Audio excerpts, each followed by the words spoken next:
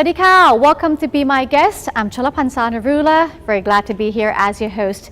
In the digital age, startups have become one of the main economic drivers to help businesses scale and grow. The government has come up with a number of measures in order to facilitate new creative businesses. And today we'll take a look at an interesting program that is called Startup FastTrack, going Inter with DEPA. Joining us now are experts on startups, Kun Ying Chitti Patana Kunchai from Rise Accelerator and Dr. Rachani Kulayanon, the Acting Director of KMITL Research and Innovation Services. สวัสดีค่ะ Kun Ying and Dr. Rachani, thank you very much for your time on the program today. First of all, tell us a bit about the program Startup FastTrack Go Inter with DEPA. What's the purpose of this program? Okay, so let me get back to how we start first. Okay, Rise. I'm from Rise Accelerator. We are the corporate innovation accelerator, and we work with a lot of leading corporates, including government sectors. And last year, we had a chance to work with DEPA, running the National Accelerator Program called Digital Startup. It's quite a long program. It's a year program. So for that program, we have a chance to meet a lot of universities and work with a lot of startups, more than 500 startups. Okay, so that's how we get to know Ajahn Rachani, Dr. Rachani, and work closely with DEPA. We have seen a lot of challenges and opportunities from that. And after our program ended, we still have a chance to talk with Dr. Rachani, and we try to find a lot of possibilities to help Thai startup and ecosystem. So, and fortunately that DEPA has some measures that help to support startup which match with our objective.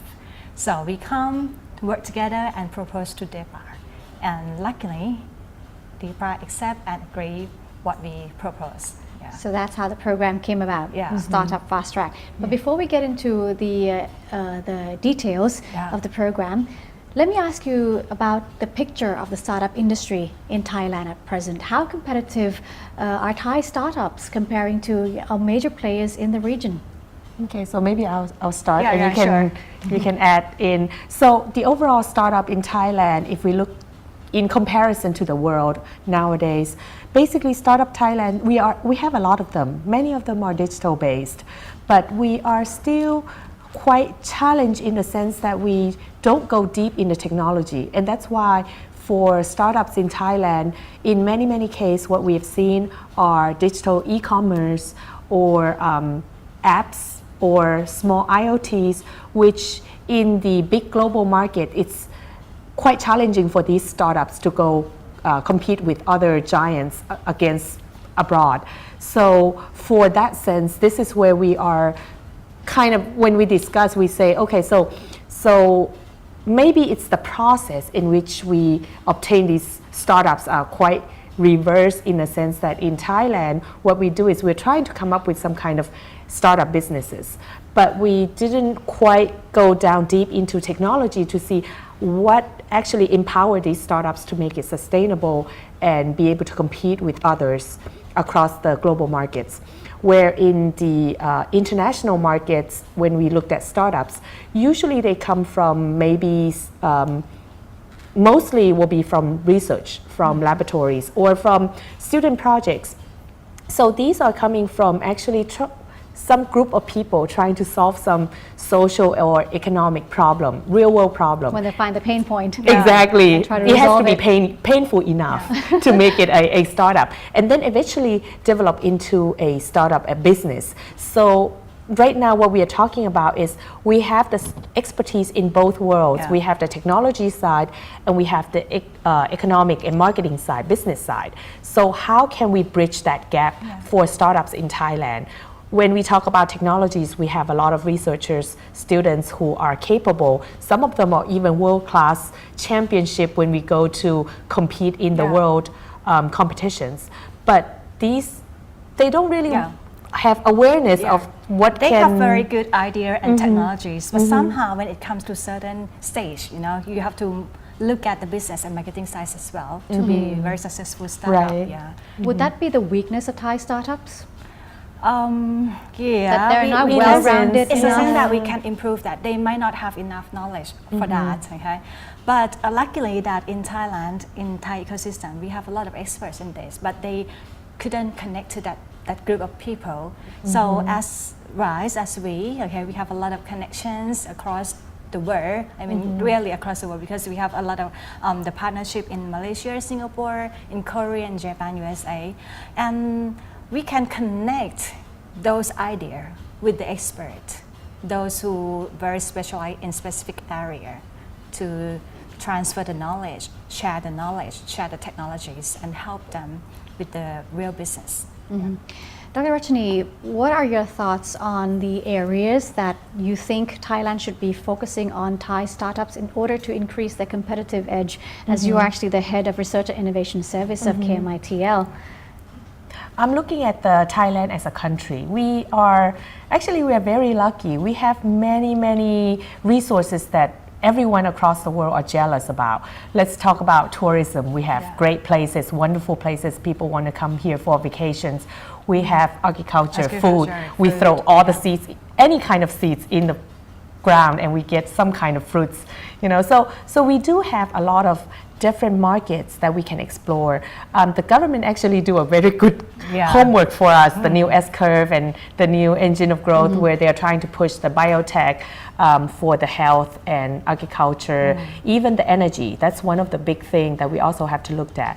So in our sense for innovation and what we are trying to drive is we're trying to drive based on what the government is actually guiding us already, the new S-curve. But then for us, since we are collaborating with DEPA, so one of their key success is the digital technology. So nowadays, no matter if you are doing a smart farming or any biomedical devices, you can't ignore the fact that you have to be able to talk to some kind of other cloud or people in terms of digital technology. So that's our key, is we support all kinds of new S-curve technology focusing on the digital.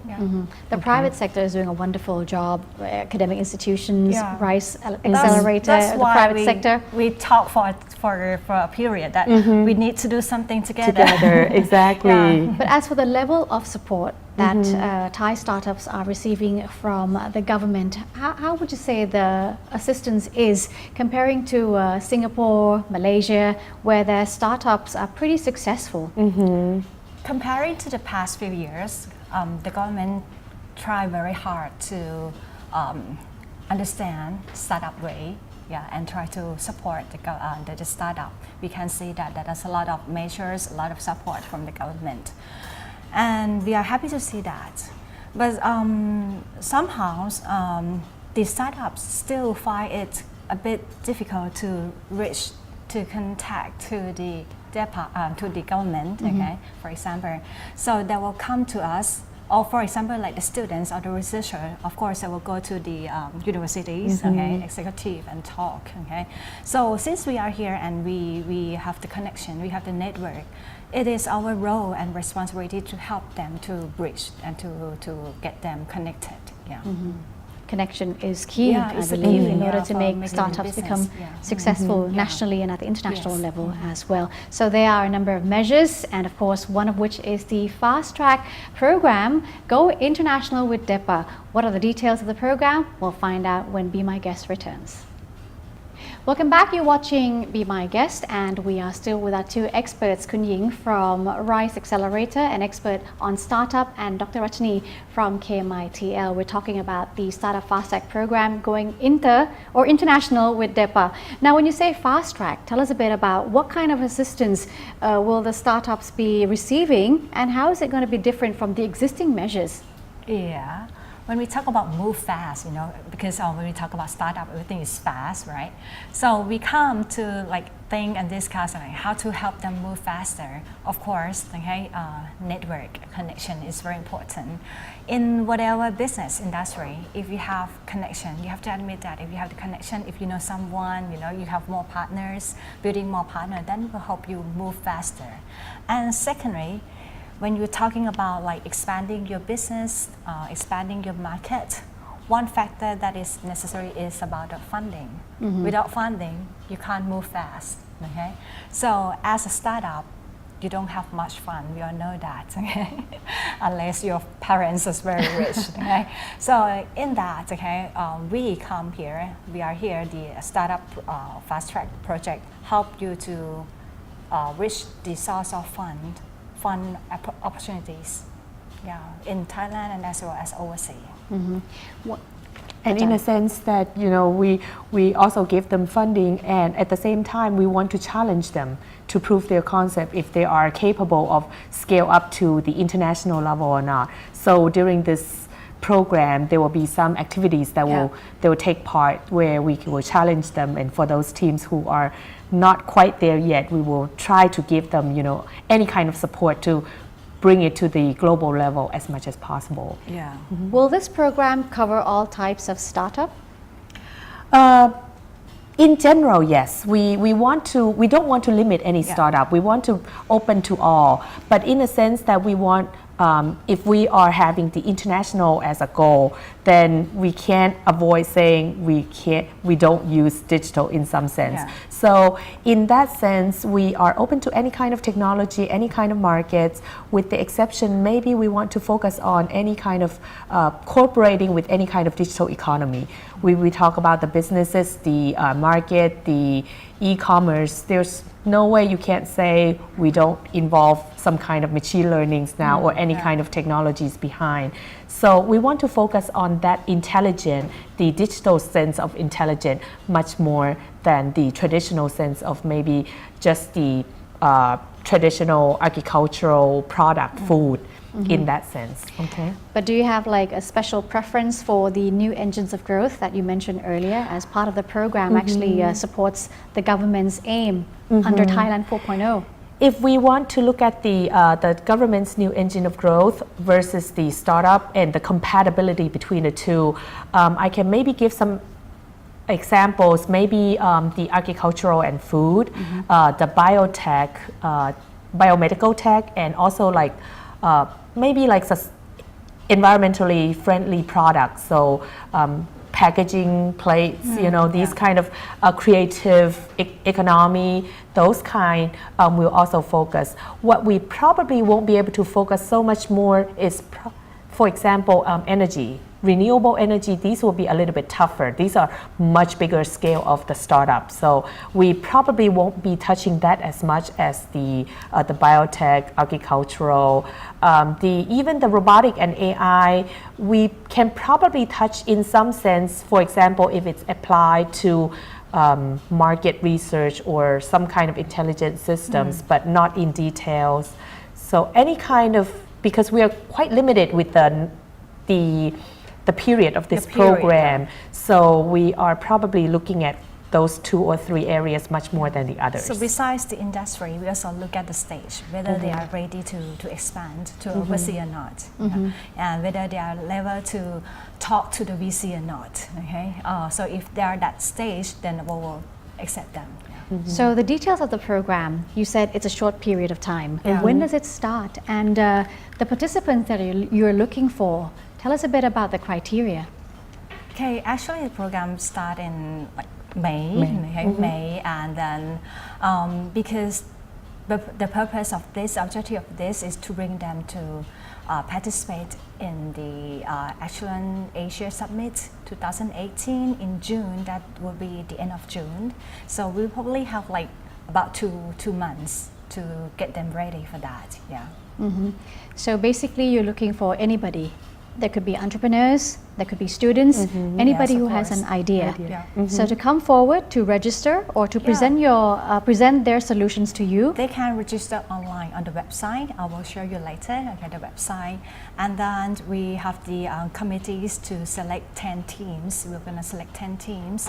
And the 10 teams, we will bring them to a very intensive boot camp for 2 weeks. And after that, we'll bring them to, we will take them to meet with the VC in Thailand first, and then the top 3 teams we will bring them to Singapore to participate in the Excellence Summit. Yeah. I see. So this is why they're going international. Yes. The winners, the three winners, the winning team will be traveling to Singapore. Yeah. So that's a great opportunity. Yes. Actually, we have been discussing that if possible, we want to bring more than 3 teams, you know. But let us see the performance and the evaluation first. Okay. I see. So it'll be an interesting 2 months with road shows, recruitments, Yes. boot camp, and the pitching day. Yeah, pitching day. So that's when they'll be meeting with some of the venture funds or capitalists. Yes. So who do you have in mind coming, you know, the investors that have shown interest to come to the event? There will be two rounds. Okay, one is in Thailand, and the second round is in Singapore. And we contacting a lot of VC from Singapore. There's a number of VC in Singapore, and they are very interested in Thai startup actually. Yeah. About the VCs, Yeah. the venture funds, what's the number of the active funds, you know, the companies supporting startups in Thailand? In Thailand, probably there are more and more coming up. CVC and VC, you can see that a lot of corporates, they have opened their new arm as the CVC to support the startup in their area. Yeah. The number, I'm not quite sure about the number. It's quite different depending on the industry, because even some of the companies, they don't even know, they don't have a single focus area. So for example, from the academic world, sometimes we have one company coming in to look at one product or project, and then they end up finally choosing some others that sounds more interested to them. But at the same time, they have to go back to their corporate and deal with them that, okay, we're changing the directions a little bit, would it be okay? So in terms of the VC in Thailand now, I would say, well, I don't know, number-wise, figure-wise, it's probably hard to identify. But it's probably growing. Yeah, it's growing. Of course, There's more growing. interest to invest in startup Maybe businesses. one thing I can say is like medium to large corporation, they are now aware of startups, and they are now aware of how startup can enable them to be able to explore new markets quickly before they go into the market. So they are willing to invest more money and more efforts in terms of even manpower to come and help us. So that's why we are start seeing in many of the activities, a lot of corporate will come in. But it really depends on the markets, the area that we want to focus in. We might have different numbers of corporate that want to join in. All right. We'll now take a short break. Coming up on Be My Guest, we'll have a look at some of the other details and of course some of the trends of the digital business looking into the future. Stay with us. Hello there, you're watching Be My Guest, and we're talking about an interesting program which is rolled out to support Thai startups to become successful. And becoming successful in this business, one of the problems that we hear, which could be a hindrance towards success, is the underinvestment in human capital, which could be one of the issues. So getting back to this point and back to your program, what will be some of the skill development courses that will be coming out from Startup FastTrack going international with DEPA in order to equip the entrepreneurs, students, or whoever makes it to your program to become successful? Yeah, okay. For this program, okay, as VBAR has said very often that VBAR has a lot of information, pool of information, a lot of weapons. So the weapon is ready, and the startup can just come and take whatever they want that to help them move faster. But the problem is that startup do not know what are their weapons available. So when they join in this program, we will acknowledge them, we will advise them what are available, what are information available that they can use, use to plug in with their product to help them move faster. And of course, how to scale their business. As we have a lot of coaches, a lot of mentors, we will invite those mentors. They will have opportunities to meet with that mentors. We will teach them how to do the business, how to expand their market, how to advertise the market, and how to improve their product. So they will have a chance to talk to the real people who are in the real business. To meet the real experts. Yeah, the real experts. That's, yeah. What about KMITL? Well, for us, we are the academic institute. So in our sense, we empower them with the bigger weapon in terms of technology. So if they have an idea how they already prove their concept that it's sellable, it's doable, and it solves some pain points, as we call it, it's painful enough that we want to solve them, then the technology behind, we can equip them with the right knowledge, the right tools. So that will help these startups to be able to go abroad and compete with the others successfully. So that's a good way to improve the knowledge and skills, right? Which probably is one of the setbacks that we do still see. Apart from human capital, there's also investment in research and development. In order to be successful in the long term, startups, entrepreneurs, anybody should know their market truly well. What about R&D? Well, the R&D in Thailand, we are still the amount of fundings for the research are still very limited. And in the past, when I say past, like 5 or 10 years ago, these are still very fundamental research. But now with the government's funding, even though compared to a lot of more developed countries, we are still far behind. But at least the government start acknowledging that we need different kind of research R&D, one of them being the fundamental ones. These we would not probably see for another 5 or 10 years. These are more, we call it the tier 1 research. So if you get it done, maybe you'll be the next Nobel Prize winner. These are the dreamer. They are the more of what we focus on is the application. So how do we apply the knowledge, the technologies that others has maybe already start researching for a while, and then apply it to some kind of application to be able to empower or solve some kind of problems. So these are what we are really focusing on. And fortunately, the government has already start many types of fundings in that sense. So maybe, because it just started rolling out a couple fundings in that kind of example, so maybe in like a year or two, we'll start seeing the final outcome from these research to be hitting the market. And as for the existing research, perhaps some of the studies available, would these knowledge be transferred to people within the program? Participants in the program? Of course, if we have some of the startups that really need this expertise, we will invite them, and then they will have a chance to meet. And that's one of the reasons why we like this cooperation so much, is because from the past, when we work on these activities together, sometimes the startup come from people from the industry themselves, or just a normal person who walk into the activity, the camp with us, and they will become asking questions like, how can I improve this process? I can only do it with sensor A and B. This is much more geeky kind of talk. But I wanted to be able to make it cheaper and faster, real time, be able to connect to the internet. Well, these are something that we can help with our expertise, not just from the KMITL, but we have a network of researchers and professors from both inside Thailand itself or even abroad. We have a network of them. So that I think that can work out pretty well for this kind of projects. We empower the tech, and then the private sectors can help out with the business side. So they have the tech, and then we have the expert in the industry. And the money. Now, without this program, generally, how long does it take for a startup to set up and see successful operations? It really depends on the teams. The founder of the teams is really depend. Because different CEO, they have different natures of working. Some is very enthusiastic and open up their mind to listen every comments and advice. And what is that? Like they can adapt, use the knowledge and the advice to adapt to their product, so they can move quickly then. It really depends. If we take examples from maybe startups from abroad, ranging from applications, apps to hard tech, you will see ranges from like months to years.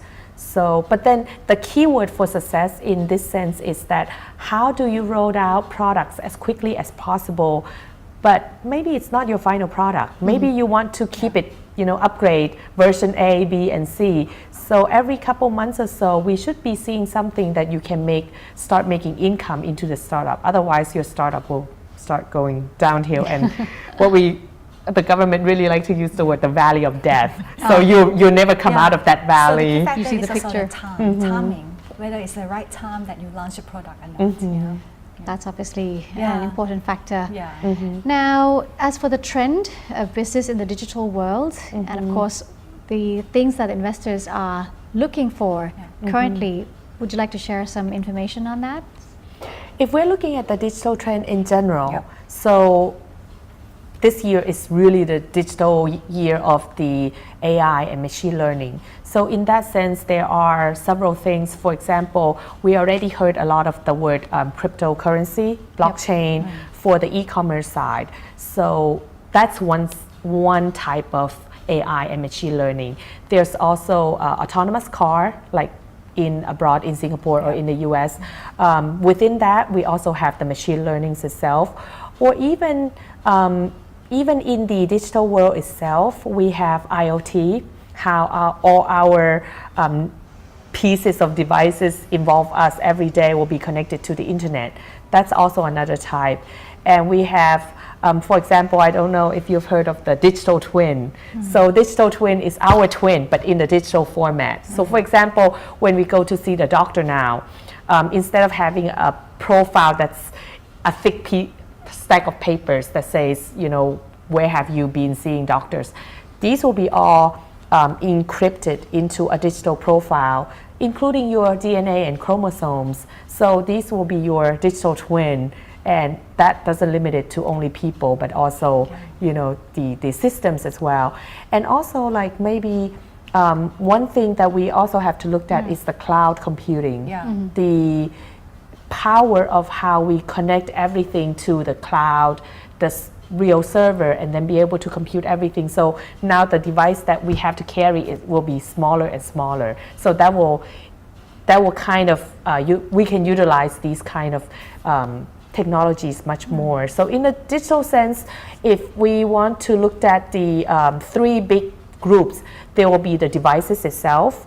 There will be the mesh, meaning the networks, for example, the cloud, and then the actual algorithms behind, meaning AI or machine learning. So these are the three big categories that we need to look into. Okay. Interesting trends in the digital age. Well, thank you so much for sharing your thoughts and updating us on this interesting program, Startup Fast Track, going international with DEPA.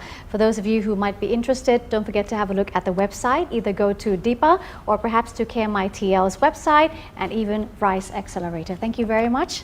Thank you. สวัสดีค่ะ Transforming Thailand towards an innovation-based economy would require continuous support from both the public and the private sectors.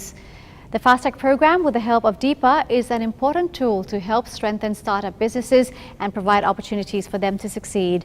That's it for today. I'm Cholapan Sanarula. Thank you very much for joining us. Have a good one. สวัสดีค่ะ